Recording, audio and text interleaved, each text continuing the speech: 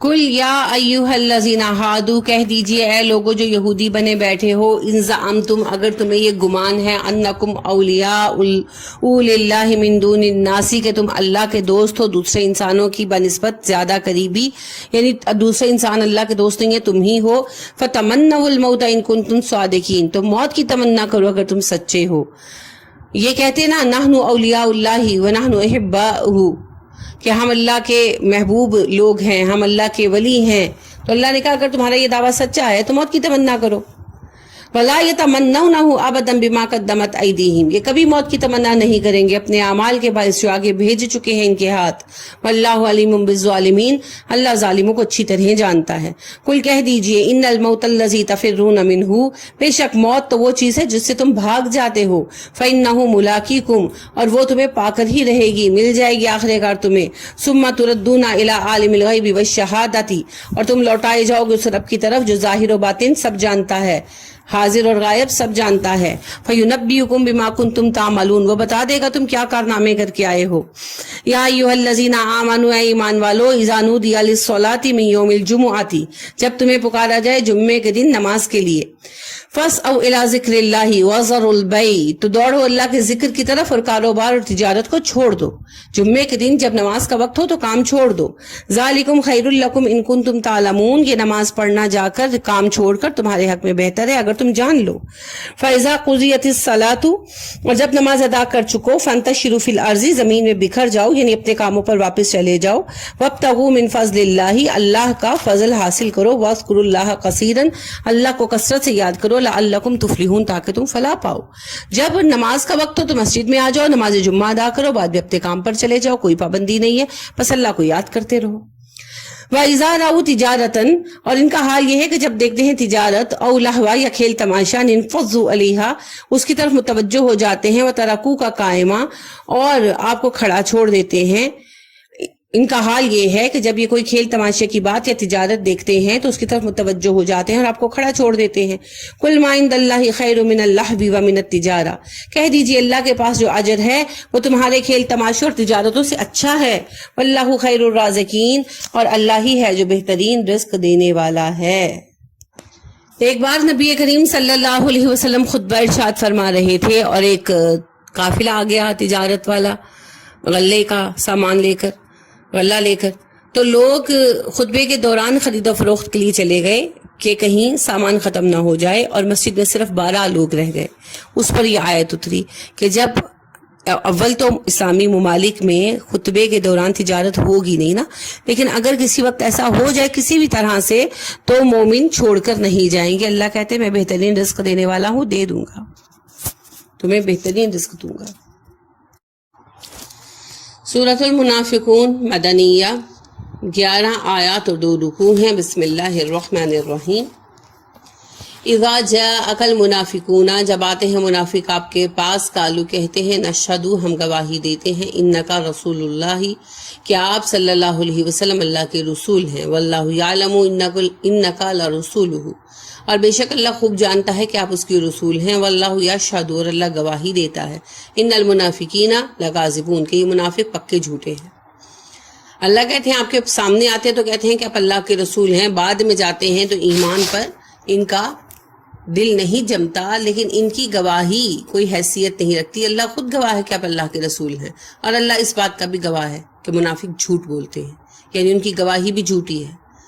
اتخذوا، انہوں نے بنا لیا، ایمانہم، اپنی قسموں کو، جنت، ڈھال، فصدوا عن سبیل اللہ، اور روکتے ہیں وہ اللہ کی راہ سے، یعنی مومنوں سے بچنے کے لیے اس کو ڈھال بنایا ہوا ہے، اور اسلام کے پردے میں اسلام سے روکتے ہیں۔ انہم ساء ما کانوا یعملون، بدترین اعمال ہیں جو وہ کر رہے ہیں۔ ذالک بانہم آمنوا ثم کفروا، ان کا یہ رویہ اس لیے ہے کہ وہ ایمان لائے پھر کافر بن گئے۔ فطبع علی قلوبہم، تو مہر لگا دی ہم نے ان کے دلوں پر۔ فہم لا یفقہون، اب ان کو بات سمجھ نہیں آتی۔ واذا رأیتہم، جب تم دیکھو ان کو، تعجبک، اچھے لگیں گے تمہیں، اجسامہم، ان کے جسم، وَإِن يَقُولُوا، اگر وہ تم سے بات کریں، تَسْمَعْ لِقَوْلِهِمْ، تو تم ان کی باتیں سنتے ہی رہ جاؤ گے، یعنی بولتے ہیں تو باتیں کرتے ہیں کہ جی اسلام کے بڑے ہمدرد ہیں، اور ایسی خوبصورت باتیں کرتے ہیں کہ دل اس میں کھب جاتا ہے، اور دیکھنے میں بھی خوبصورت ہے.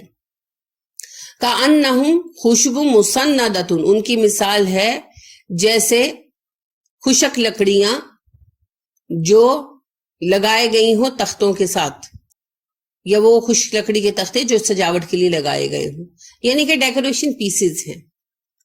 ایسی لکڑیاں کندہ کاری کر کے جو لگائی جاتی ہیں ڈیکوریشن کے لیے، تو یعنی ان کا نفع کوئی نہیں ہے، ان کا فائدہ کوئی نہیں ہے، بس ڈیکوریشن پیسز ہیں.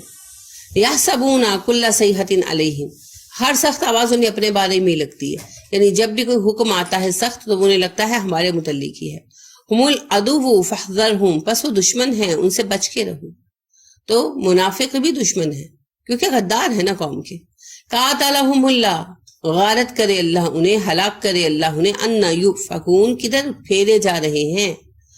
وَإِذَا قِيلَ لَهُمْ، جب ان سے کہا جاتا ہے تعالوا آؤ، یستغفر لکم رسول اللہ، کہ تمہارے لیے استغفار کریں اللہ کے رسول صلی اللہ علیہ وسلم، لووا رؤوسہم، تو اپنے منہ پھیر لیتے ہیں. وَرَأَيْتَهُمْ يَصُدُّونَ، اور آپ دیکھتے ہیں انہیں کہ وہ رکے ہوئے ہیں. وَهُمْ مُسْتَكْبِرُونَ، اور وہ تکبر کرنے والے ہیں. استغفار سے کیا مراد ہے کہ ایک منافق کے لیے استغفار کریں گے تو معافی ہو جائے گی، مگر ہم تو توبہ میں پڑھ آئے ہیں کہ منافق کے لیے اللہ نے کہا آپ 70 بار بھی استغفار کریں گے میں معاف نہیں کروں گا، اور جتنی بھی کریں گے نہیں کروں گا. یہاں مراد یہ ہے کہ ایک زندہ منافق آ کر اپنی منافقت کا اقرار کرے اور کہے کہ میں اس بیماری سے چھٹکارا چاہتا ہوں، تو آپ صلی اللہ علیہ وسلم کی دعا انشاءاللہ اسے نفع دے گی اور پھر وہ ٹھیک ہو جائے گا. بیماری ہے نا دل کی، تو سچ بولیں گے اپنے طبیب کے ساتھ تو انشاءاللہ علاج ہو جائے گا. مگر جب انہیں ایسا کہا جاتا، صحابہ جو فرینڈز تھے ان کے سیریس سنجیدہ مسلمان، وہ ان سے کہتے کہ اگر تمہیں یہ مرض ہے تو چلو اللہ کے نبی صلی اللہ علیہ وسلم سے بات کرتے ہیں، وہ تمہارے لیے استغفار کریں گے، دعا کریں گے. تو یہ اس بات کا برا مناتے اور اللہ کی کیفیت بتاتے ہیں کہ منہ پھیر لیتے تکبر کے ساتھ. سواء علیہم استغفرت لہم ام لم تستغفر لہم، برابر ہے ان کے لیے آپ استغفار کریں یا نہ کریں، بخشے نہیں جائیں گے. بخشے جانے کی صورت کیا ہے؟ اپنی منافقت سے باز آئیں. لن یغفر اللہ لہم، اللہ انہیں معاف نہیں کرے گا. ان اللہ لا یہدی القوم الفاسقین، اللہ فاسقوں کو ہدایت نہیں دیتا. ہم الذین یقولون، یہ وہ لوگ ہیں جو کہتے ہیں لا تنفقوا علی من عند رسول اللہ حتی ینفضوا، تم ان لوگوں پر خرچ نہ کرو جو اللہ کے رسول صلی اللہ علیہ وسلم کے پاس ہے، یہاں تک کہ وہ چھٹ جائیں، بھاگ جائیں. آپ دیکھیے جو مسلمان ہوتا تھا اسے نکال دیا جاتا تھا، تو مہاجر بیچارے لٹے پٹے پہنچتے تھے، اصحاب صفہ اور ایسے دوسرے ضرورت مند صحابہ، تو مالدار مومنین ان پر خرچ کرتے تھے. تو یہ کہتے تھے اگر تم ان پہ خرچ نہیں کرو گے تو وہ خود ہی چھٹ جائیں گے. وَلِلَّهِ خَزَائِنُ السَّمَاوَاتِ وَالْأَرْضِ، زمین و آسمان کے خزانے اللہ کے پاس ہیں. وَلَكِنَّ الْمُنَافِقِينَ لَا يَفْقَهُونَ، مگر منافق کی بات نہیں سمجھ سکتے. یقولون، وہ کہتے ہیں لئن رجعنا، اگر ہم لوٹے الی المدینہ، مدینہ کی طرف، لیخرجن، ضرور نکال دے گا، الاعز منها الاذل، اسے جو زیادہ عزت والا ہے، وہ جو زیادہ عزت والا ہے اسے جو زیادہ ذلیل ہے، زیادہ کمزور ہے. عز اور ذل جو ہے نا، یہ اردو والے معنوں میں عربی میں استعمال نہیں ہوتا. عربی میں عز سے مراد ہوتا ہے قوت والا، غلبے والا، اور ذل ہوتا ہے کمزور. وہ کہتے ہیں کہ جب ہم مدینے واپس لوٹیں گے تو لازماً جو طاقتور ہے وہ کمزور کو باہر نکال دے گا. وَلِلَّهِ الْعِزَّةُ وَلِرَسُولِهِ وَلِلْمُؤْمِنِينَ، تمام تر قوت اور عزت اللہ کے لیے، اس کے رسول کے لیے اور ایمان والوں کے لیے ہے. وَلَكِنَّ الْمُنَافِقِينَ لَا يَعْلَمُونَ، مگر منافق نہیں جانتے. یہ وہ بات تھی نا جو کہی تھی عبداللہ بن ابی نے. جب غزوہ تبوک پیش آیا تو وہاں پر جھگڑا ہو گیا. ملازمین کا ایک جو ہے انصاری صحابی جو تھے ان کا غلام پانی بھرنے کے لیے آیا، اور ایک مہاجر صحابی کا بھرنے کے لیے آیا. ان میں جھگڑا ہو گیا، ملازموں میں، غلاموں میں. تو جو مہاجروں کا تھا غلام، اس سے پکارا یا معاشر المہاجرین. اس کو جب پکارتے دیکھا تو انصار کا بھی پکار اٹھا، نوجوان لڑکے جمع ہو گئے. تو بات تو میں سے ہاتھا پائی تک پہنچی. آپ صلی اللہ علیہ وسلم تک جب اطلاع پہنچی اور آپ آئے تو سینئر صحابہ سب کچھ سنبھال چکے تھے، ٹھنڈا کر چکے تھے. معمولی بات تھی. دیکھیں ماشاءاللہ 30,000 کا لشکر تھا، تو 30,000 لوگ ایک جگہ ہوں تو ایک آدھ دن، ایک آدھ گروہ کا آپس میں الجھ پڑنا کوئی غیر معمولی بات نہیں ہے، ایسا ہو جاتا ہے. لیکن اس چھوٹی سی بات کا اس رائے کا پہاڑ بنا دیا عبداللہ بن ابی نے، اور بھڑکانے لگا سینئر انصار جو تھے سردار ان کو، اگرچہ انہوں نے توجہ تو نہیں دی مگر یہ اپنی بکواس بکتا رہا، تو کہنے لگا کہ ہم مدینے پہنچ گئے تو ہم جو عزت دار ہے وہ ذلیل کو مدینہ سے نکال دے گا، تمہیں لوگوں نے سر چڑھایا ہے وغیرہ وغیرہ۔ اب ظاہر ہے کہ اس بدتمیز انسان نے عزت دار اپنے آپ کو اور کمزور نبی صلی اللہ علیہ وسلم کو کہا، ذیل کا لفظ آپ کے لیے استعمال کیا۔ تو یہ بات جو ہے ارقم بن زید بن ارقم رضی اللہ عنہ نے سن لی، انہوں نے آ کے آپ صلی اللہ علیہ وسلم کو بتایا۔ آپ صلی اللہ علیہ وسلم نے جب پوچھا تو قسم کھا لی اللہ کی عبداللہ بن ابی نے کہ میں نے تو ایسی کوئی بات نہیں کی، جھوٹ بول رہے۔ تو ارقم بن زید بن ارقم کہتے ہیں میں بہت رنجیدہ ہوا اور میرے دل پہ اس بات کا بڑا غم تھا، تو پھر اللہ نے آیتیں اتار دی، یہ آپ پڑھ رہے ہیں سورہ منافقون اتر آئی۔ اچھا، اس بات سے بڑا مسئلہ پیدا ہوا، مہاجر اور جو ہیں اولو العزم صحابہ وہ بگڑ گئے نبی کریم صلی اللہ علیہ وسلم کے ساتھ بدتمیزی کی وجہ سے، مگر مسئلہ یہ تھا کہ قبیلہ خزرج کے لوگ جو ہے وہ حمایت کرتے تھے اس کی، اس وجہ سے کہ قبائل ایک تھا نا سسٹم ان کا، تو اس طرح آپس میں اختلاف کا ڈر تھا۔ تو عمر فاروق رضی اللہ عنہ نے کہا کہ اللہ کے نبی صلی اللہ علیہ وسلم اگر آپ مجھے اجازت دیں تو میں عبداللہ بن ابی کو قتل کر دوں۔ آپ نے فرمایا نہیں، اس طرح لوگ کہیں گے کہ محمد اپنے ساتھیوں کو قتل کراتے ہیں۔ منافقت کو ہینڈل کرنا بہت بڑا مسئلہ ہے، کیونکہ کسی کو نہیں نہ پتا کہ کوئی منافق ہے، تو باہر والوں پہ تو غلط امیج ہی پڑے گا، غلط امیج آئے گا، غلط ایکسپریشن آئے گا۔ اس وجہ سے آپ صلی اللہ علیہ وآلہ وسلم چپ رہے۔ تو پھر بعد ازائی آیتیں جب اتری تو آپ صلی اللہ علیہ وسلم نے کہا کہ عمر اب اگر میں کہوں تو اس کے قبیلے کے لوگ خود اسے قتل کر دیں، مگر آپ صلی اللہ علیہ وسلم اپنی ذات کے لیے انتقام لینے والے انسان نہیں تھے، لہٰذا آپ نے اس بات کو درگزر کر دیا۔ وہی بات یہاں بیان ہو رہی ہے، یا ایھا الذین آمنوا، اے ایمان والو، لا تلہکم اموالکم، تمہارے مال تمہیں غافل نہ کریں، ولا اولادکم، نہ ہی تمہاری اولادیں، عن ذکر اللہ، اللہ کے ذکر سے، کہ مال و اولادوں میں مصروف تو ہونا ہے، انہیں ٹائم دینا ہے، مگر اللہ کے ذکر سے غافل نہیں ہونا۔ وَمَن يَفْعَلْ ذَلِكَ فَأُولَٰئِكَ هُمُ الْخَاسِرُونَ، جو ایسی غلطی کرے گا وہ خسارہ اٹھائے گا۔ اب دیکھیے ہماری خواتین خاص طور پر وہ کہتی ہے جی وہ نماز نہیں پڑھ پاتی، میں بچوں کو دیکھتی رہتی ہوں، بچوں کی خدمت بھی تو نہیں کی ہے، وغیرہ وغیرہ قسم کی کہانیاں بنا رکھی ہے نا۔ اللہ کہہ رہے نہیں، سارے کاموں کے ساتھ اللہ کو یاد رکھنا ہے، کچھ نہیں کر سکتے فرائض تو ادا کریں نا، فرض نمازیں اور فرض روزے تو پورے کریں۔ وَأَنفِقُوا مِمَّا رَزَقْنَاكُم مِّن قَبْلِ أَن يَأْتِيَ أَحَدَكُمُ الْمَوْتُ، اور اپنے اس مال میں سے جو ہم نے تمہیں عطا کیا ہے خرچ کرو، اس سے پہلے کہ وہ دن آ جائے جو تم میں سے کسی کا موت کا ہو۔ فَيَقُولَ، پھر وہ کہے رَبِّ لَوْلَا أَخَّرْتَنِي إِلَىٰ أَجَلٍ قَرِيبٍ، کہ اللہ آپ نے مجھے قریب کے زمانے کی مہلت کیوں نہیں دی، فَأَصَّدَّقَ، تو میں صدقے کرتا، وَأَكُن مِّنَ الصَّالِحِينَ، اور نیکوں میں سے ہو جاتا۔ یعنی اللہ کہتے ہیں کہ آج صدقے کرو، ایسا نہ ہو مرنے کے بعد افسوس کرو کہ کاش تھوڑا ٹائم ہوتا تو میں اور صدقے کر لیتا۔ وَلَن يُؤَخِّرَ اللَّهُ نَفْسًا إِذَا جَاءَ أَجَلُهُ، اور اللہ موت کا وقت آ جانے کے بعد کسی جان کو ڈھیل دینے والا نہیں ہے۔ وَاللَّهُ خَبِيرٌ بِمَا تَعْمَلُونَ، اللہ تمہارے اعمال سے باخبر ہے۔ سورۃ التغابن مدنیہ، 18 آیتیں ہیں، 2 رکوع ہیں۔ بسم اللہ الرحمن الرحیم۔ یسبح للہ ما فی السماوات و ما فی الارض، تسبیح کر رہی ہے اللہ کی آسمان و زمین کی ہر چیز، لہ الملک و لہ الحمد، اسی کی بادشاہت ہے، اسی کے لیے حمد ہے، تعریف ہے، وہ علی کل شیء قدیر، وہ ہر چیز پر قادر ہے۔ هو الذی خلقکم فمنکم کافر ومنکم مؤمن، اسی نے تمہیں پیدا کیا، کچھ تم میں سے کافر ہو گئے اور کچھ مومن بنے۔ واللہ بما تعملون بصیر، اللہ تمہارے اعمال دیکھتا ہے۔ خلق السماوات والارض بالحق، اسی نے پیدا کیا آسمان و زمین کو دلیل پر۔ وصورکم فاحسن صورکم، اور تمہاری شکلیں بنائی تو کیا حسین شکلیں بنائیں۔ وإلیہ المصیر، اور تمہیں اسی کی طرف پلٹنا ہے۔ یعلم ما فی السماوات والارض، وہ جانتا ہے زمین و آسمان میں جو کچھ ہے۔ ویعلم ما تسرون وما تعلنون، اور وہ جانتا ہے جو تم چھپاتے اور جو تم دکھاتے ہو۔ واللہ علیم بذات الصدور، اللہ دلوں کے حال جانتا ہے۔ الم یاتیکم نبأ الذین کفروا من قبل، کیا تمہارے پاس خبر نہیں آئی ان لوگوں کی جو تم سے پہلے کافر تھے۔ وذاقوا وبال امرہم، تو انہوں نے چکھا اپنے کاموں کا وبال۔ ولہم عذاب علیم، انہیں پہنچا دردناک عذاب۔ ذالک بانہ کانت تاتیہم رسلہم بالبینات، انہیں یہ سزا اس لیے ملی کیونکہ جب بھی ان کے پاس ہمارے رسول آئے روشن دلیلیں لے کر، فقالوا، وہ کہتے ابشر یہدوننا، کیا انسان آ کر ہمیں ہدایت دیں گے۔ فکفروا، اور اسی بات کو بنیاد بنا کر انہوں نے انکار کیا۔ وتولوا، اور منہ موڑ گئے۔ واستغنى اللہ، اور اللہ ان سے بے پرواہ ہو گیا۔ جب انہوں نے منہ موڑ لیا تو اللہ بے نیاز ہو گیا۔ واللہ غنی حمید، اللہ تو ہے ہی بے نیاز، لائق تعریف۔ زعم الذین کفروا، دعویٰ کیا ان لوگوں نے جو کافر ہیں ان لن یبعثوا کہ وہ ہرگز نہیں اٹھائے جائیں گے، قیامت میں نہیں اٹھائے جائیں گے۔ قل بلا وربی کہیے کیوں نہیں، مجھے میرے رب کی قسم ہے، لتبعثن تم ضرور اٹھائے جاؤ گے، ثم لتنبؤن بما عملتم اور پھر اطلاع دیے جاؤ گے اپنے کاموں کی، اپنے اعمال کی، یعنی اعمال نامہ سامنے رکھ دیا جائے گا۔ وذالک علی اللہ یسیر یہ کام اللہ پر بہت آسان ہے۔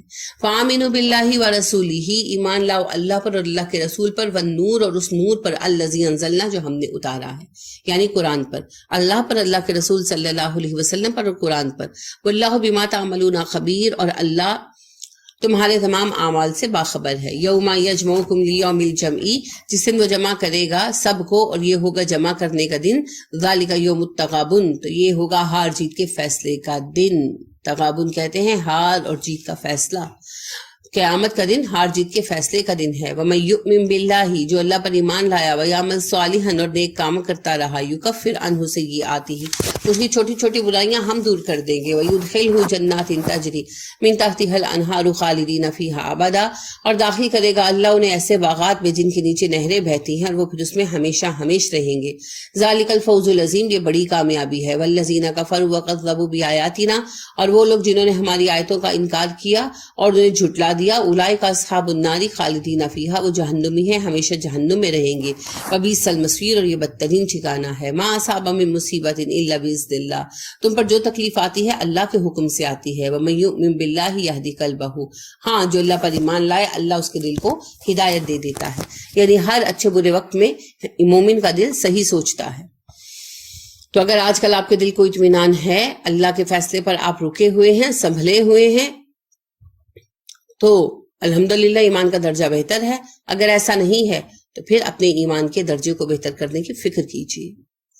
واللہ بکل شیء علیم اللہ ہر چیز کا جاننے والا ہے۔ واطیعوا اللہ واطیعوا رسولہ اطاعت کرو اللہ کی اور اطاعت کرو رسول کی۔ فَإِن تَوَلَّيْتُمْ پھر اگر تم منہ موڑ لوگے فَإِنَّمَا عَلَىٰ رَسُولِنَا الْبَلَاغُ الْمُبِينُ تو ہمارے رسول کا ذمہ ہے پیغام وضاحت سے دینا۔ اللہ لا الہ الا ہو اللہ وہ ہے جس کے سوا کوئی الہ نہیں ہے۔ وعلی اللہ فلیتوکل المؤمنون اور مومنوں کو اللہ پر ہی توکل کرنا چاہیے۔ یا ایھا الذین آمنوا اے ایمان والو ان من ازواجکم واولادکم عدو بے شک تمہاری بیویوں اور تمہارے بچوں میں سے دشمن بھی ہیں تمہارے، لکم تمہارے لیے فاحذروہم پس ان سے بچو۔ تمہارے بیوی بچے تمہارے دشمن بھی ہو سکتے ہیں، ان سے بچو۔ کیسے ہوتے ہیں بیوی بچے دشمن؟ ان کی خاطر جہنم کا معنی۔ دنیا میں آپ کو بہت سارے لوگ ملیں گے جو اس لیے رشوتیں لیتے ہیں کہ اپنے بچوں کو آسائش کی زندگی دے سکیں یا اپنی بیویوں کی خواہشات پوری کر سکیں۔ تو بیوی بچوں کی خاطر کفر میں، شرک میں، نافرمانی میں مبتلا ہو جانا بے وقوفی ہے، یہی بتایا جا رہا ہے۔ وَإِن تَعْفُوا وَتَصْفَحُوا وَتَغْفِرُوا فَإِنَّ اللَّهَ غَفُورٌ رَحِيمٌ اگر تم معاف کر دو، درگزر کرو اور بخش دو تو بے شک اللہ معاف کر دینے والا ہے، مہربان ہے۔ کہ ایک دوسرے کی غلطیوں سے درگزر کرو اور رشتوں کو عمدگی کے ساتھ نبھاؤ۔ انما اموالکم و اولادکم فتنہ تمہارے مال اور تمہاری اولادیں تمہارے لیے آزمائش کا سبب ہے۔ واللہ عندہ اجر عظیم اور اللہ ہی ہے جس کے پاس اجر عظیم ہے۔ فاتقوا اللہ پس اللہ سے ڈرو مستطعتم جتنی استطاعت رکھتے ہو، جتنا ہو سکے اللہ کا تقوی اختیار کرو۔ 100% کی صلاحیت تو کسی میں نہیں ہے، لہٰذا as much as possible۔ واسمعوا اور توجہ سے بات سنو، واطیعوا اور اطاعت کرو، وانفقوا خرچ کرو، خیرا لانفسکم یہ تمہارے نفسوں کے حق میں بہتر ہے۔ اللہ سے ڈرو جتنی تمہارے اندر قوت ہے، بات کو توجہ سے سنو، اطاعت کرنے کی پوری کوشش کرو اور مال خرچ کرو، یہ رویہ تمہارے حق میں بہتر ہے۔ وَمَن يُوقَ شُحَّ نَفْسِهِ اور جو اپنے نفس کی بخیلی سے بچا لیا گیا، فَأُولَٰئِكَ هُمُ الْمُفْلِحُونَ یہی وہ لوگ ہیں جنہوں نے فلاح پائی۔ ان تقرضوا اللہ قرضا حسنا اگر تم اللہ کو قرض حسنا دو گے، یضاعف لکم ویغفر لکم وہ اسے تمہارے لیے بڑھا دے گا اور تمہیں بخش دے گا۔ جو بھی صدقہ ہم کرتے ہیں اللہ کی راہ میں وہ قرض حسنا ہے۔ واللہ شکور حلیم اللہ قدردان بھی ہے، بردبار بھی ہے۔ عالم الغیب والشہادۃ جانتا ہے غیب کو اور ظاہر کو، العزیز الحکیم غالب اور حکمت والا ہے۔ سورہ طلاق 12 آیتیں 2 رکوع۔ بسم اللہ الرحمن الرحیم۔ بقرہ میں طلاق کے احکام گزرے ہیں، اب اس کی کچھ دوسری چند باتیں ہیں جو رہ گئی تھی، وہ یہاں انشاءاللہ بیان ہوں گی۔ یا ایھا النبی اے نبی صلی اللہ علیہ وسلم، اذا طلقتم النساء جب تم عورتوں کو طلاق دو، فطلقوہن تو طلاق دو انہیں لعدتہن ان کی عدت کے لیے، وَأَقْصُوا الْعِدَّةَ اور ان کی عدت کو شمار کر لو. جب طلاق دی جائے تو عدت کے اعتبار سے دی جائے اور عدت شمار کی جائے. وَاتَّقُوا اللَّهَ رَبَّكُمْ اور اللہ سے ڈرو جو تمہارا رب ہے. لَا تُخْرِجُوهُنَّ مِن بَيُوتِهُنَّ انہیں ان کے گھروں سے مت نکالو، وَلَا يَخْرُجْنَ اور نہ ہی وہ خود نکلے، إِلَّا أَن يَأْتِينَ بِفَاحِشَةٍ مُبَيِّنَةٍ سوائے اس کے کہ وہ کوئی کھلی بے حیائی کا ارتکاب کرے.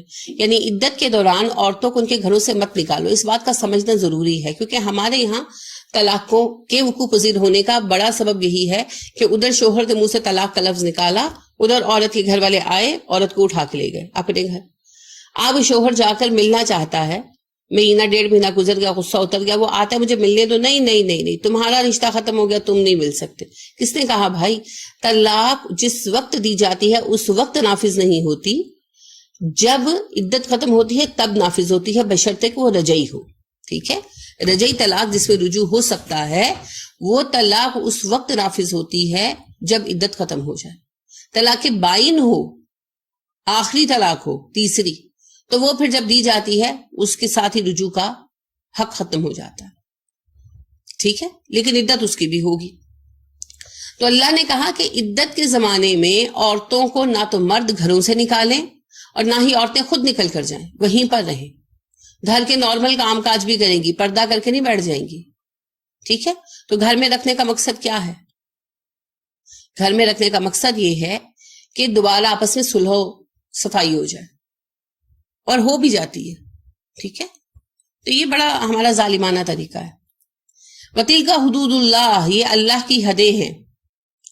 کیا ہے اللہ کی حد؟ عورت کو نکالا نہ جائے. اچھا، یہاں اللہ نے ایک بات یہ کہی، إِلَّا أَن يَأْتِينَ بِفَاحِشَةٍ مُبَيِّنَةٍ یہ کہ وہ بے حیائی کا ارتکاب کرے. یعنی اگر وہ بد کردار ہے، بد کردار سے مراد زانیہ ہونا ہے، کوئی کھلا اس کا گمراہی کا کام کرنا، یہ نہیں کہ شک تھا کسی سے فون پہ بات کر رہی تھی تو بس طلاق دے دی. تو اگر کوئی عورت بد کردار ہے اور زانیہ ہے اور شوہر اس وجہ سے چھوڑ رہا ہے تو وہ نکال سکتا ہے، مگر زیادہ تر طلاقیں ان بنا پر نہیں ہوتی ہے نا. طلاقیں ہو جاتی ہیں ویسی لڑائی ہوئی، غصہ آ گیا، ہو گئی طلاق. تو اللہ سبحانہ و تعالیٰ کہتے ہیں کہ اس میں پھر بیوی کو مت نکالو، اور کہا تل کا حدود اللہ، یہ اللہ کی حدیں ہیں، کراس مت کرو. عدت شوہر کے گھر میں گزرے گی. تو بہت ہی گنہگار ہیں وہ ماں باپ اور بھائی جو بہنوں اور بیٹیوں کو لے جاتے ہیں، اور بدقسمتی سے پاکستان کے 80 سے 85% ماں باپ اور بھائی جو ہے نا اللہ کے حضور کھڑے ہوں گے. تو یہ بڑا اہم معاملہ ہے. اللہ کہتے ہیں میری حدیں ہیں، وَمَن يَتَعَدَّ حُدُودَ اللَّهِ جو اللہ کی حدوں کو کراس کرے گا، پار کرے گا، فقط ظلم نفسہ تو اپنے ہی اوپر ظلم کرے گا، کیونکہ گنہگار ہو جائے گا نا. تو جس وقت معاملہ گرم ہوتا ہے اس وقت بھائی اور ماں باپ سر پہ اٹھا کے رکھتے ہیں. جب معاملہ ٹھنڈا ہو جاتا ہے، مستقل طلاق ہو جاتی ہے، شوہر جا کے شادی کر لیتا ہے دوسری، اب اس کو جوتے مارتے ہیں. تو غلط قدم مت اٹھائیں، اسے عدت شوہر ہی کے گھر میں کاٹنا ہے. لا تدری لعل اللہ یحدث بعد ذلک امرا، تمہیں کیا پتا، ہو سکتا ہے اللہ اس واقعے کے بعد بھی ان کے لیے کوئی شکل پیدا کر دے. یعنی وہ گھر میں رہے اور ان کی آپس کی جو ہے صلح ہو جائے. لہٰذا ایک خاتون ہے سمیہ رمضان، وہ سعودیہ میں قرآن پاک پڑھاتی ہے، تو انہوں نے ایک بک لکھی قرآن پر عمل کے نام سے، عمل فی القرآن. اس کو اردو ترجمہ بھی چھپا ہے، اگر آپ کا انٹرسٹ ہو تو پڑھیے گا. تو اس میں ایک خاتون اپنا واقعہ بیان کرتی ہیں. انہوں نے ایک طریقہ بنایا تھا کہ جو اہم احکام کی آیتیں تھیں وہ یاد کرواتی تھی خواتین کو. تو سورہ طلاق کی آیتیں بھی یاد کروائیں. تو ایک خاتون جو ہے وہ بیان کرتی ہیں کہ میری جو ہے نا عادت یہ تھی کہ شوہر کے ساتھ زبان درازی کرتی تھی. تو کچھ کہتے تھے تو میں ایک کی چار سناتی تھی. تو ایک دن انہوں نے مجھے طلاق دے دی. تو میں نے باندھا سامان اور نکلنے لگی تو مجھے یہ آیات یاد آئی اور میں وہیں بیٹھ گئی. تو کچھ دیر بعد میرے شوہر نے باہر سے، کمرے کے باہر سے آواز دی کہ گئی نہیں تم ابھی تک. تو کہتی میں نے کہا کہ مجھے ایک بڑی چیز نے روک لیا. تو شوہر نے کہا جی کون سی بڑی چیز؟ تو میں نے یہ آیتوں کا حوالہ دیا. تو کہنے لگی اچھا اب تمہیں یہ آیتیں یاد آ رہی ہیں، تو جب تم میرے ساتھ بدتمیزی کرتی تھی. تو کہنے لگی کہ میں نے کہا کہ غلطی میں نے کی تو سزا بھی تو مجھے کو ملی ہے. کہتی میرے شوہر وہاں سے چلے گئے، انہوں نے کچھ نہیں کہا.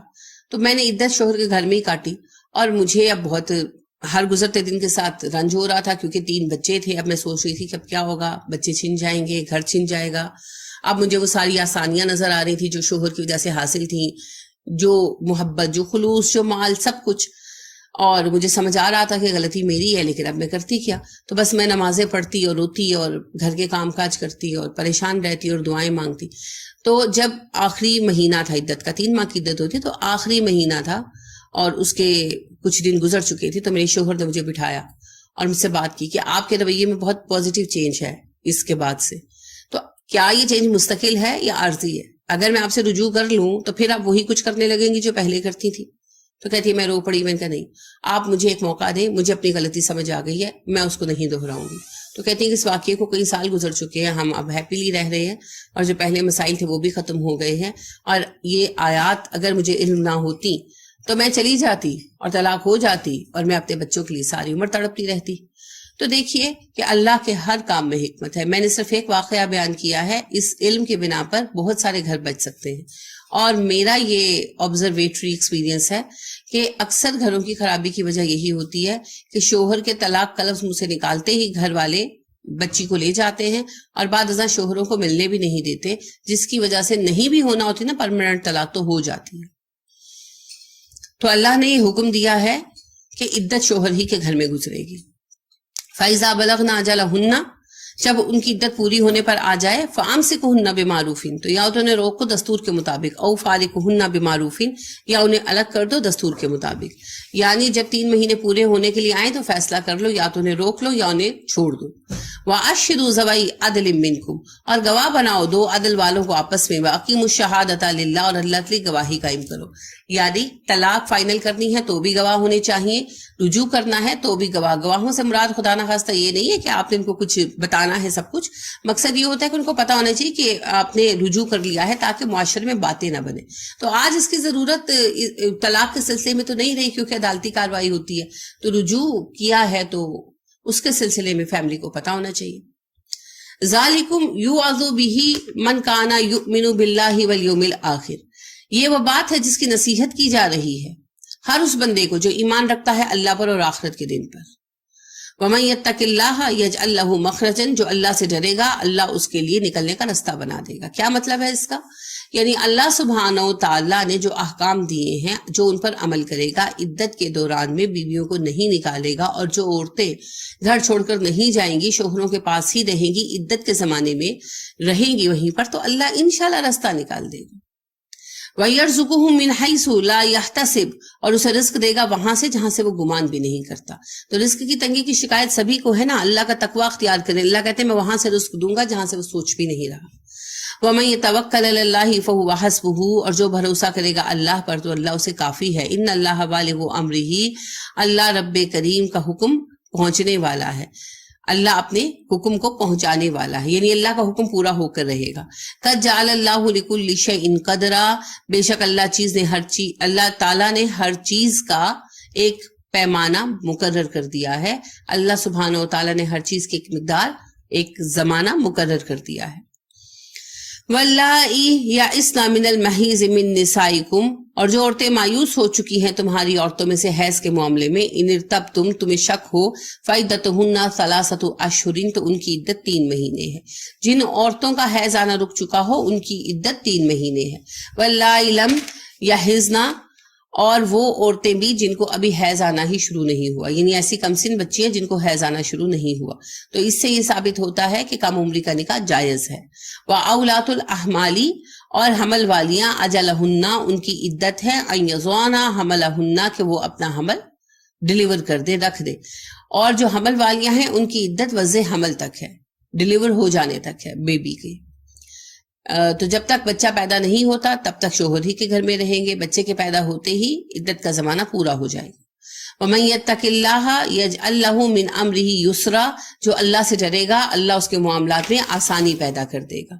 پھر ڈرنا کیا ہے؟ عدت اپنے شوہر کے گھر میں کاٹنا اور اللہ کے احکامات کو مد نظر رکھنا. انشاءاللہ اللہ رب کریم آسانی پیدا کر دیں گے. ذَلِكَ أَمْرُ اللَّهِ، یہ اللہ کا حکم ہے، أَنزَلَهُ إِلَيْكُمْ، جو اس سے تم پر اتارا. وَمَن يَتَّقِ اللَّهَ يُكَفِّرْ عَنْهُ سَيِّئَاتِهِ، اور جو اللہ کا تقوی اختیار کرے گا اللہ اس کے گناہ دور کر دے گا. وَيُعْظِمْ لَهُ أَجْرًا، اور اسے بہت بڑا اجر دے گا. اسکنوہن، بساؤ ان عورتوں کو، من حیث سکنتم، جہاں تم خود رہتے ہو، من وجدکم، اپنے وسعت کے مطابق، جیسا تمہارا اپنا رہن سہن کا انداز ہے اپنی حیثیت کے مطابق ویسی ہی رہائش اور رہن سہن ان عورتوں کو دو. وَلَا تُضَارُّهُنَّ انہیں ضرر نہ دو لِتُضَيِّقُوا تاکہ تم انہیں تنگ کر دو علیہن ان پر. انہیں ستانے کے لیے تنگ کرنے کے لیے تکلیف مت دیا کرو. یعنی اگر کوئی عورت پسند نہیں ہے، اس سے کوئی مسئلہ ہے، اسے چھوڑ دو، ستانے کے لیے ساتھ مت رکھو. وَإِن كُنَّ أَوْلَاتِ حَمْلٍ اگر وہ حاملہ ہوں فَأَنفِقُوا عَلَيْهِنَّ تو خرچ کرو ان پر حَتَّى يَضَعْنَ حَمْلَهُنَّ یہاں تک کہ وہ اپنا حمل رکھ دے.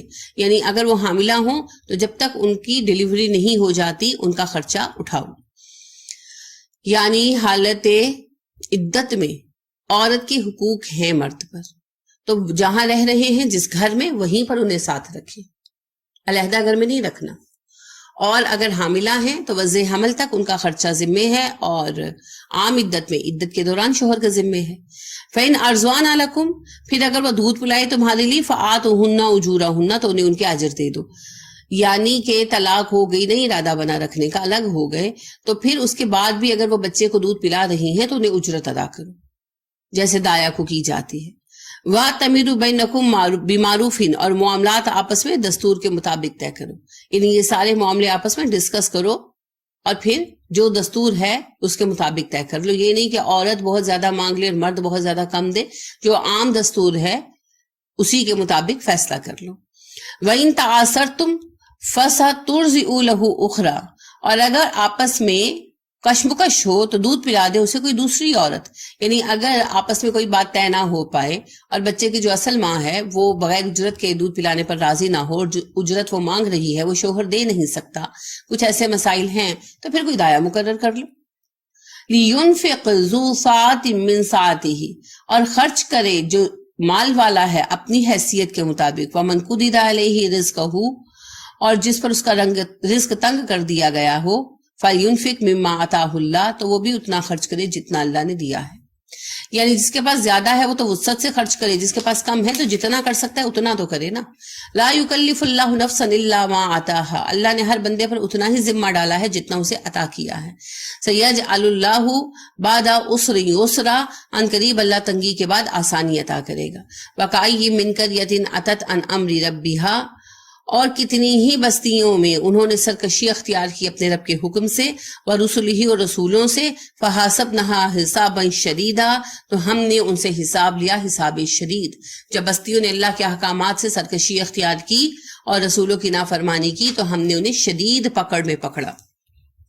تو احکامات میں سارے ہی احکام شامل ہیں. تو ہم لوگوں نے بھی تو اپنی زندگی میں ہر حکم کو چھوڑ رکھا ہے. اب طلاق کے قوانین کہاں چلتے ہیں ہمارے یہاں، حالانکہ کسی نے روک رکھا ہے. یہ رجوع کے عدت کے قوانین کہاں رائج ہے؟ میں نے آج تک ایک گھر نہیں دیکھا جہاں بچی کو طلاق دی گئی ہو اور اس کی عدت شوہر کے گھر میں گزری ہو. میں نے ایک گھر نہیں دیکھا اپنی آج تک کی زندگی میں. تو یہ ہم نے اللہ کا حکم بھلا دیا. کس نے ہمیں باندھ رکھا ہے؟ کوئی عدالت ہے جہاں پر فیصلہ کیا جاتا ہے کہ جی یہ فوری گھر لے کر آئیں گے، نہیں لے کر آئیں گے تو ہم ڈنڈے ماریں گے، فائن کریں گے؟ ہے کچھ ایسا؟ وراثت کو ہم نے چھوڑ دیا. تو اپنی مرضی سے ہم نے قوانین چھوڑ رکھے نا، تو پھر اللہ کی پکڑ ہے ہمارے اوپر جو کافی سخت ہے. فَعَذَّبْنَاهَا عَذَابًا نُكْرًا اور جب ہم نے انہیں عذاب دیا تو سخت عذاب دیا. فَذَاقَتْ چکھا اس نے وَبَالَ أَمْرِهَا اپنے اعمال کا بدلہ، وَكَانَ عَاقِبَةُ أَمْرِهَا خُسْرًا اور ان کے اعمال کا بدلہ ناکامی ہی تھا. انہوں نے اپنے کیے کا مزہ چکھا اور وہ مزہ جو تھا، وہ بدلہ جو تھا، وہ ناکامی ہی تھا، خسارہ ہی تھا. اعد اللہ تاکہ تیار کیا ہے اللہ نے لہم ان کے لیے عذاباً شدیداً دردناک عذاب. یہ تو دنیا میں ہو گیا، آخرت میں بھی اللہ نے عذاب شدید تیار کر رکھا ہے. فاتقوا اللہ یا اولی الالباب اے عقل والو اللہ کا تقوی اختیار کرو. الذین آمنوا وہ جو ایمان لائے، جو لوگ ایمان لے آئے ہیں ان میں سے عقل مند اللہ کا تقوی پکڑیں. قد انزل اللہ علیکم ذکرا بے شک اللہ نے تم پر یہ ذکر اتارا. رسولا یتلو علیکم آیات اللہ مبینات اور اللہ کی رسول صلی اللہ علیہ وسلم بھیجے جو تم لوگوں کو پڑھ کر سناتے ہیں اللہ کی روشن آیتیں. لیخرج الذین آمنوا وعملوا الصالحات من الظلمات الی النور تاکہ ایمان والے نیکوکار افراد کو اندھیروں سے روشنی میں نکال کر لے آئیں. ومن یؤمن باللہ ویعمل صالحا جو ایمان لائے اللہ پر اور نیک کام کرے، یدخل جنات تجری من تحتها الانہار خالدین فیہا ابدا اللہ انہیں داخل کرے گا ان باغات میں جن کے نیچے نہریں بہتی ہیں اور وہ وہاں ہمیشہ رہیں گے. قد احسن اللہ لہ رزقا، اور بے شک اللہ نے دیا اس کو بہترین رزق، یعنی دنیا و آخرت میں بہترین ذرائع۔ اللہ الذی خلق سبع سماوات ومن الارض مثلہن، اللہ وہی ہے جس نے 7 آسمان پیدا کیے اور زمین کو بھی بنایا جیسے وہ ہیں اس شکل پر۔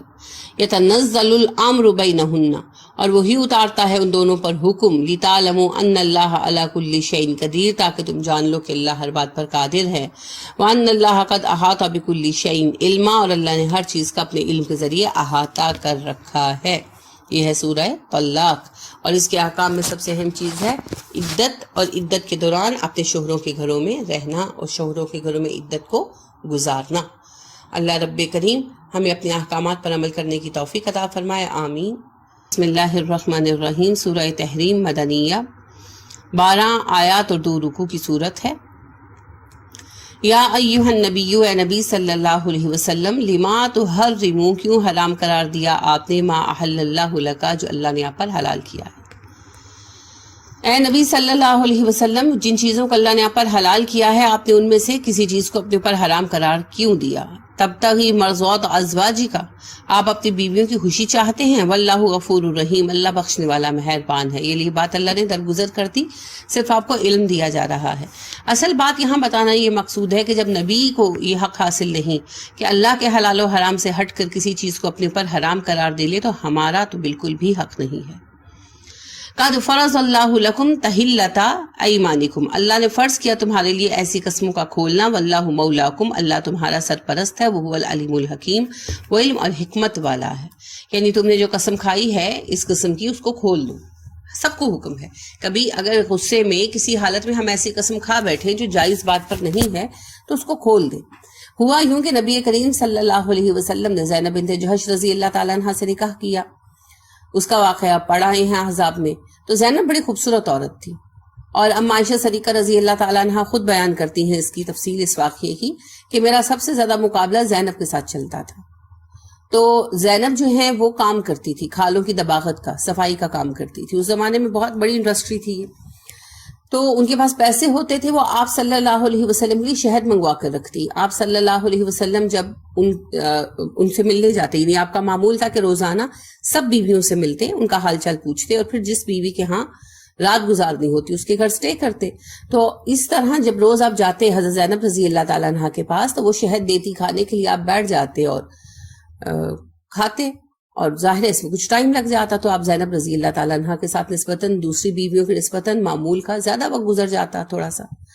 تو حضرت عائشہ صدیقہ رضی اللہ تعالیٰ عنہ کو یہ بات اچھی نہیں لگتی تھی، تو انہوں نے حضرت حفصہ اور حضرت ام سلمہ رضی اللہ تعالیٰ عنہ کو اپنے ہمراہ اکٹھا کیا، اور نبی کریم صلی اللہ علیہ وسلم جب آئے ایک دن آپ کے پاس، تو کہنے لگی کہ آپ کے منہ سے اسمیل آ رہی ہے اسفیر کی۔ ایک پھول ہوتا ہے جس سے اگر شہد کی مکھیاں شہد کے لیے رس لے لیں تو اس کی بو جو ہے وہ شہد میں آ جاتی ہے اور منہ سے بھی آتی ہے۔ تو یہ بات تینوں بیویوں نے کہی، تو آپ صلی اللہ علیہ وسلم نے کہا کہ اچھا میں احتیاط کروں گا، مگر یہ تینوں بیویاں انہوں نے آپس میں اتفاق رائے کیا ہوا تھا، تو انہوں نے کہا کہ نہیں، آپ صلی اللہ علیہ وسلم شہد کھانا چھوڑ دیں، اور اس بات پر اتنا اصرار کیا کہ آپ نے قسم اٹھا لی کہ اچھا میں قسم کھاتا ہوں، میں اب شہد نہیں کھاؤں گا۔ تو اس پر اللہ نے آیت اتاری کہ حلال چیز کو حرام نہیں کر سکتے آپ۔ اب آپ صلی اللہ علیہ وسلم کی زندگی میں ہونے والا ہر واقعہ ہمارے لیے سبق ہے، ٹھیک ہے؟ آپ صلی اللہ علیہ وسلم اسوہ حسنہ ہے نا ہمارے۔ تو جب آپ صلی اللہ علیہ وسلم نے ایسی قسم کھا لی اور آپ کو اللہ نے حکم دیا کہ قسم توڑ دیں، اور آپ اللہ کے حلال کردہ کو حرام نہیں کر سکتے، تو جو ہم نے باتیں بنا رکھی ہیں کہ ہماری فیملی پر فلانا رنگ حرام ہے، ہماری فیملی میں اچار ڈالنا حرام ہے، یعنی کہ حرام کا لفظ تو استعمال نہیں نا ایکچولی کرتے، کیا کہتے ہیں؟ نہیں جی وہ ہم کر ہی نہیں سکتے، ہمیں منع کر دیا گیا ہے۔ تو جو اللہ نے حلال کیا ہے آپ کو کیسے منع کر دیا گیا ہے؟ اور اس طرح کی بہت ساری باتیں ہیں۔ اور اگر کبھی کوئی غلط ایسی قسم کھا لے تو اللہ کہتے ہیں اس قسم کو توڑ دو، اس کا کفارہ ادا کر دو۔ وَإِذْ أَسَرَّ النَّبِيُّ إِلَىٰ بَعْضِ أَزْوَاجِهِ حَدِيثًا، اور جب چھپایا نبی نے اپنی بعض بیویوں سے ایک بات کو، فَلَمَّا نَبَأَتْ بِهِ، اور اس نے خبر دی ایک کو اس کی، وَأَظْهَرَهُ اللَّهُ عَلَيْهِ، ظاہر کر دیا اس کو اللہ نے اس پر، عَرَّفَ بَعْضَهُ، اور اس نے بتلا دیا اس کا کچھ حصہ بعض کو، وَأَعْرَضَ عَن بَعْضٍ، اور اعراض برتا بعض سے۔ یعنی نبی کریم صلی اللہ علیہ وسلم نے اپنی بعض بیویوں سے ایک بات چھپائی اور اپنی ایک بیوی کو اس پر مطلع کیا، مگر اس بیوی نے بیویوں میں سے کسی کو یہ بات بتا دی اور کچھ سے چھپا لی، اور اللہ نے یہ بات نبی کریم صلی اللہ علیہ وسلم پر کھول دی۔ فَلَمَّا نَبَأَهَا بِهِ قَالَتْ مَنْ أَنبَأَكَ هَذَا، اور جب آپ نے بتایا اس خاتون کو، اس بیوی کو، اس کی غلطی کے بارے میں، تو کہنے لگی آپ کو کس نے بتایا؟ قَالَ نَبَّأَنِيَ الْعَلِيمُ الْخَبِيرُ، کہیے مجھے بتایا اس نے جو علم والا باخبر ہے۔ نبی کریم صلی اللہ علیہ وسلم نے کوئی راز کی بات تھی جسے اللہ نے بھی راضی رکھا۔ دیکھیں کیسا رازدار ہے اللہ، کھولا نہیں اس راز کو۔ تو کوئی راز کی بات تھی جو اماں حفصہ رضی اللہ تعالیٰ عنہ سے شیئر کی، اور کہا کہ بتائیے گا مت، مگر اماں حفصہ اور عائشہ صدیقہ رضی اللہ تعالیٰ عنہ میں بہت دوستی تھی، تو اماں حفصہ نے یہ بات اماں عائشہ صدیقہ رضی اللہ تعالیٰ عنہ سے کہہ دی۔ اللہ نے یہ بات آپ پر کھول دی، تو جب آپ نے اماں حفصہ کو جتایا تو اماں حفصہ رضی اللہ تعالیٰ عنہ جو ہے وہ کہنے لگی کہ کس نے بتایا، انہیں گمان گزرا کہ شاید عائشہ نے بتا دیا، تو اللہ نے کہا کہ پوچھ رہی ہیں کس نے بتایا؟ میں نے بتایا۔ یہاں پر ایک اور بات تعلیم کی جا رہی ہے نا کہ راز کو راز رکھو۔ ہمارے یہاں بھی یہی ہوتا ہے نا، ایک بندہ فون کرتا ہے، کہتا ہے بھائی میں نے آپ سے ایک بات شیئر کرنی ہے، امانت رکھنا۔ ہاں ہاں بالکل بے فکر ہو کر بتاؤ، اور بعد میں اگلے کو کہتے ہیں اس نے کہا تھا امانت رکھنا تو میں تمہیں بتا رہی ہوں، اس کو پتا نہ چلے کہ اس نے بتائی ہے۔ کرتے ہیں نا ایسے، اچھی بات نہیں۔ اور شوہروں کا راز یا بیوی کا راز شوہر کے پاس، اس کو تو ہمیشہ راز رکھنا چاہیے۔ اگر طلاق بھی ہو جائے یا حالات برے بھی ہو جائیں تو ایک دوسرے کے راز کو راز رکھنا چاہیے، کیونکہ آپ پر اعتبار کیا گیا ہے۔ یہ تعلیم دی جا رہی ہے ہمیں۔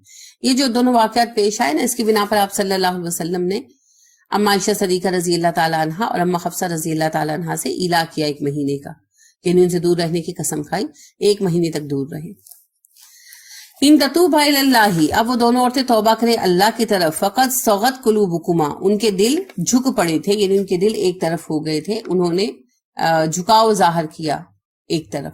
وَإِن تَظَاهَرَ عَلَيْهِ، اگر تم مدد کرو گی ایک دوسرے کی اس کے خلاف، فَإِنَّ اللَّهَ هُوَ مَوْلَاهُ، تو یاد رکھنا اللہ اس کا سرپرست ہے، وَجِبْرِيلُ، اور جبریل بھی، وَصَالِحُ الْمُؤْمِنِينَ، اور صالح اہل ایمان بھی، وَالْمَلَائِكَةُ بَعْدَ ذَلِكَ ظَهِيرًا، اور اس کے بعد فرشتے بھی تو اسی کے مددگار ہیں۔ اگر تم لوگ نبی صلی اللہ علیہ وسلم کے خلاف ایک دوسرے کی مدد کرو گی تو بے شک اللہ خود اس کا سرپرست ہے، اور جبرائیل علیہ السلام اور صالح مومن سب اس کے مددگار ہیں، اور فرشتے بھی نبی کے مددگار ہیں۔ یعنی وہ کوئی بھی راز کی بات تھی، کوئی ایسی بات تھی جو نہ بتانا چاہتے تھے آپ، تو وہ ظاہر ہوئی، تو اللہ سبحانہ وتعالیٰ نے اس بات میں ڈانٹا امہات المومنین کو۔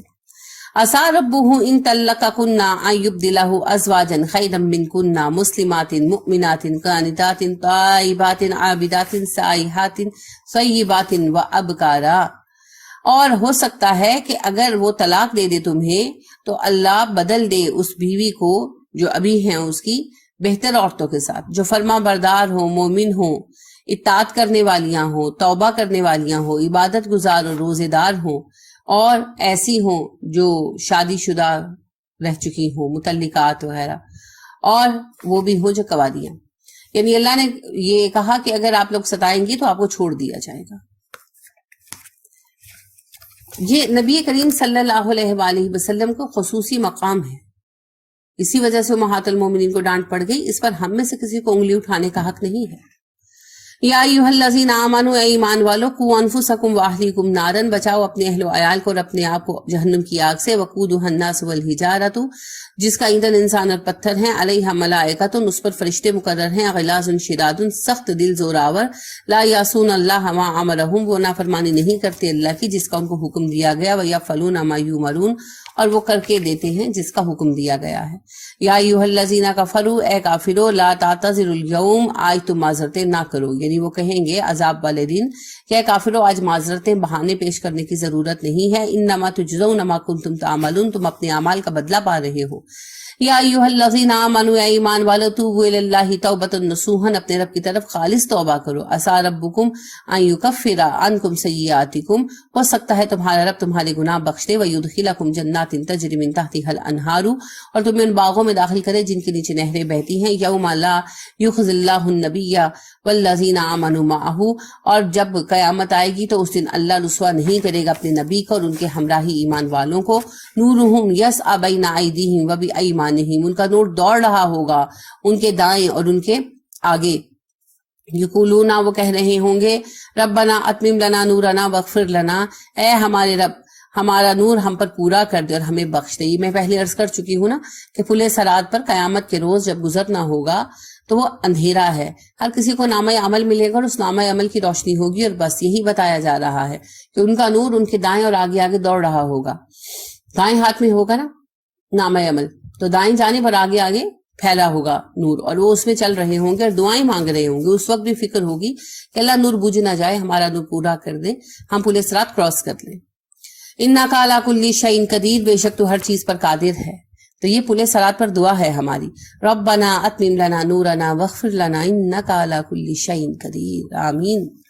یا ایھا النبی، اے نبی صلی اللہ علیہ وسلم، جاہد الکفار والمنافقین واغلظ علیہم، کفار اور منافقین کے مقابل جد و جہد کیجیے اور ان پر مضبوط جم جائیے. فمأواہم جہنم، اور ان کا ٹھکانہ جہنم ہے. وبئس المصیر، اور یہ بدترین ٹھکانہ ہے. ضرب اللہ مثل الذین کفروا، بیان کی اللہ نے ایک مثال ان لوگوں کی جنہوں نے کفر کیا. امرأۃ نوح و امرأۃ لوط، جیسا کہ مثال ہے نوح کی بیوی اور لوط کی بیوی کی. کانتا تحت عبدین من عبادنا صالحین، یہ ہمارے صالح بندوں میں سے دو بندوں کے ماتحت تھیں. فخانتہما، انہوں نے خیانت کی ان دونوں سے. فلم یغنیا عنہما من اللہ شیئا، تو وہ دونوں ان دونوں کو اللہ سے بچانے کے لیے کام نہیں آ سکے. اللہ کہتے ہیں کافروں کے لیے کوئی کام نہیں آئے گا. اور مثال یہ ہے کہ نوح اور لوط کی بیویوں نے جب کفر کیا تو وہ بچا نہیں سکے اپنی بیویوں کو. وقیل ادخلوا النار مع الداخلین، اور کہا گیا باقی قوم کے ساتھ ساتھ تم بھی جہنم میں داخل ہو جاؤ. وضرب اللہ مثلا للذین آمنوا امرأۃ فرعون، اور اللہ مثال بیان کرتا ہے ایمان والوں کے لیے اس عورت کی جو فرعون کی بیوی تھی. ایمان والوں کے لیے اللہ فرعون کی بیوی کی مثال بیان کرتا ہے.